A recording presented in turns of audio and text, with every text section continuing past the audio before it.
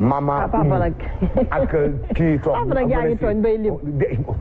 anka ay caga nanu ay waay papa bàyyi ñu yow tamit borom Tuubaa bàyyi tooñ déedéet doon sëy ba tas noonu ay caga nanu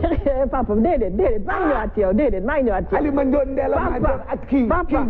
papa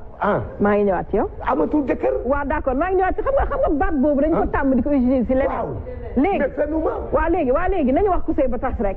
man mënuma wax ku sëy ba tas waaw maa ngi ñëwaat ci yow waaw maa ngi ñëwaat ci yow so ñu ngi waxtaanee waaw maa ngi ñëw su ma fenee yàlla bu ma gisee borom Tuubaa dama ne ay caga nanu la waaw d'accord waaw bàyyi sama xarit yi ngay lim tamit nag papa waaw suñu doone sa xarit doo wax dëgg déedéet bàyyi leen waxal débat na ngeen débat rek bàyyi déedéet ak mama Aïssa bul lim ba ak Sophie Gueye ay caga nanu nga ne waaw d'accord ay waay lii di waaw Sophie c'est-à-dire am na ñoo xam ne attanuñ loolu man lii exclusivité la parce que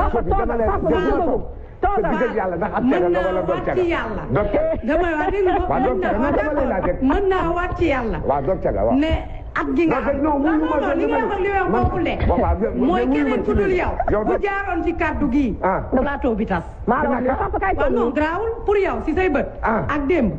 waa ay caga waa léegi toogal ma ñëw maa ngi ñëwaat mais nag ci nii papa laay waxee ne am na yenn expression mag yoo xam ne ëpp naa utiliser xale xamu ko mënoo ko utiliser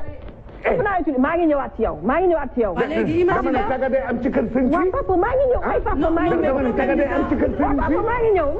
ay waay dimbali ma man kay dimbali ma man li xamatuma ci Sophie ñëw ci sama question so dañuy gis maa ngi ñëw non tontu si ab caga